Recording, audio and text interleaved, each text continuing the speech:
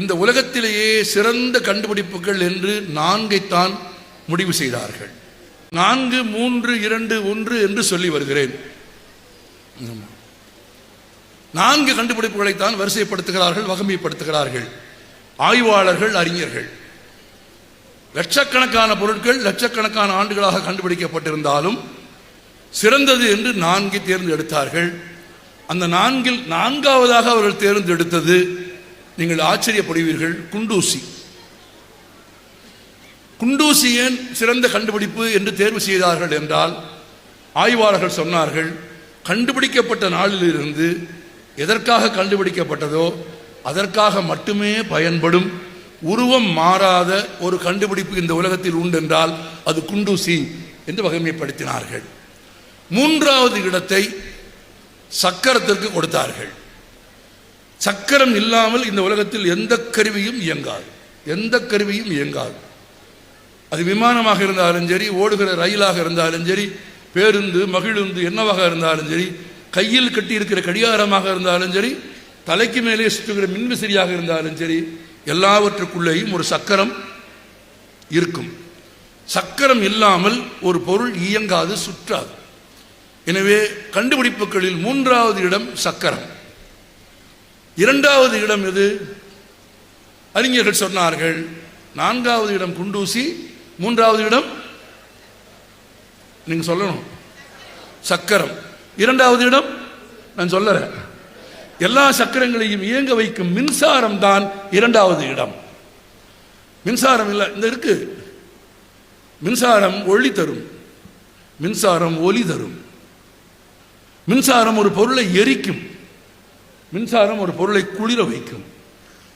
மின்சாரம் ஒரு அறையிலிருந்து காற்றை வெளியேற்றி விடும். பலவித ஆற்றல்களை உருவாக்கும் ஆற்றலுடைய மின்சாரத்திற்கு 2வது இடத்தை கொடுத்தார்கள். இந்த மின்சாரத்தை பல்பை கண்டுபிடித்தது யார்? Thomas Alva Edison. இத்தனை பேருக்கு அரங்கத்தில் எடிசன் பேரை சொல்வதற்கு ஒருவர் தானா? மின்சார விளக்கை கண்டுபிடித்தது யார்? எடிசன். இன்னும் கூட எங்க ஆசிரியர் சொல்வார், கேள்வி பதில்ல எதையாவது கண்டுபிடிக்கிறதுக்குன்னு இதை யார் கண்டுபிடிச்சான்னு கேட்டா ஒருவேளை பதில் தெரியலன்னா எடிசன் எழுதிரு, பாஸ் பண்ணிடுவேன். அது எப்படி சார்னு கேட்டா, உலகத்திலேயே அதிகம் கண்டுபிடிச்சது எடிசன் தான், அதனால நீ தப்பி பிழைச்சு பாஸ் ஆகிறதுக்கு வாய்ப்பு இருக்கு. எடிசன் ஏறக்குறைய முயற்சியை தெரிந்து கொள்ளுங்கள். அன்றாட மின்சார விளக்கின் கீழே அமர்ந்திருக்கிறவர்கள் இந்த வரலாற்றை தெரிந்து கொள்ளுங்கள். நான் இதை எடிசனிடமிருந்து கேட்டு சொல்லவில்லை. எடிசனின் வாழ்க்கையை எழுதி வைத்த ஒரு புத்தகத்தை படித்து விட்டு சொல்கிறேன். ஏறக்குறைய 1100 முறை அவரது மேசையில் மின்சார விளக்கு எரியாமல் வெடித்திருக்கிறது. பல சமயங்களில் அது எரியவே இல்லை.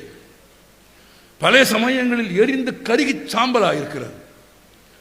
அவர் ஆசைப்பட்டது போல எத்தனையோ உலோகங்களை பயன்படுத்தி அவர் மின்சாரத்தை செலுத்தியும் அவர் விரும்பியபடி ஒரு மின்சார விளக்கு அவர் மேசையில் எரியவே இல்லை.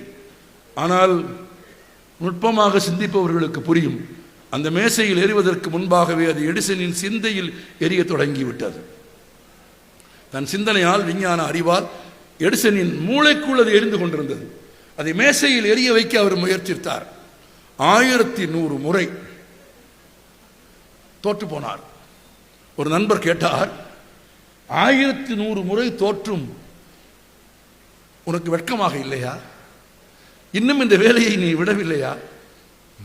எடிசன் திரும்ப சொன்னார், நான் 1003 முறை தோற்றதாக நீ நினைக்கிறாய், ஆனால் இந்த 1100 முறைகளிலும் ஒரு மின்சார விளக்கை எரிய வைக்க முடியாது என்று நான் கண்டுபிடித்திருக்கிறேன் என்று நான் புரிந்து வைத்திருக்கிறேன். நான் தோற்கவில்லை, 1100 வழிகளில் ஒரு பல்பை எரிய வைக்க முடியாது என்கிற விஞ்ஞான உண்மையை கண்டுபிடித்து வெற்றி அடைந்திருக்கிறேன். அதனால் தொடர்ந்து முயற்சிப்பேன். தொடர்ந்து அதே போல முயற்சித்தார். 4.5 ஆண்டு கால உழைப்பு, ஒரு நாள் 2 நாள் இல்லை, 4.5 ஆண்டு கால உழைப்புக்கு பிறகு ஒரு நாள் டங்ஸ்டன் இழையை பயன்படுத்தினார். பல்பு எரிய ஆரம்பித்தது. கொஞ்ச நேரத்தில் வெடிக்கும் என்று நினைத்தார், வெடிக்கல. எரிந்து விடும் என்று நினைத்தார், எரியல. ஆமா, அணைந்து விடும் என்று நினைத்தார், அணையவில்லை. 3 மணி நேரம் தொடர்ந்தது, எரிந்து விட்டது. அவருக்கு மகிழ்ச்சி ஆகிவிட்டது, வெற்றி. இரவு மணி 2, நள்ளிரவு எடிசன் மகிழ்ச்சியின் உச்சத்திலே போய் மனைவியை போய் எழுப்பினார். அந்த அம்மா என்ன அப்படின்னு கேட்டுச்சு. பல்பு எரியுது, அமர்த்திட்டு தூங்கு. இந்த அம்மா சொன்ன ஒரே வார்த்தை தான். ஆமா, எப்பவுமே மாபெரும் வெற்றிகளுக்கான முதல் அங்கீகாரம் இப்படித்தான் தொடங்கும். ஆனால் எடிசன் அதை பற்றி பொருட்படுத்தவில்லை.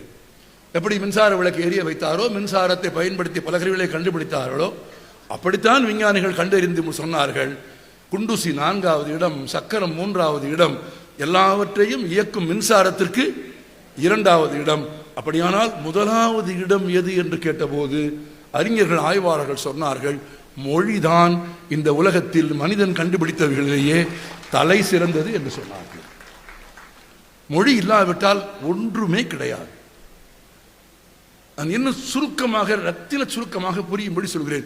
மொழி இல்லாவிட்டால், எழுத்து இல்லாவிட்டால் புத்தகமே கிடையாது, ஒரு புத்தகம் கிடையாது. மொழி இல்லாவிட்டால் உங்களுக்கு எனக்கும் பேரே கிடையாது. ஏது பேர்? ஆமா, சத்தம் போட்டு தான் பேசிக்கொள்ள வேண்டும், ஏதாவது ஓசையில் தான் கூப்பிட வேண்டும். உங்களுக்கு எனக்கும் பெயர் இருப்பதன் காரணம், உங்களுக்கு எனக்கும் புத்தகம் இருப்பதன் காரணம், உங்களுக்கு எனக்கும் வரலாறு இருப்பதற்கு காரணம் எது? மொழி.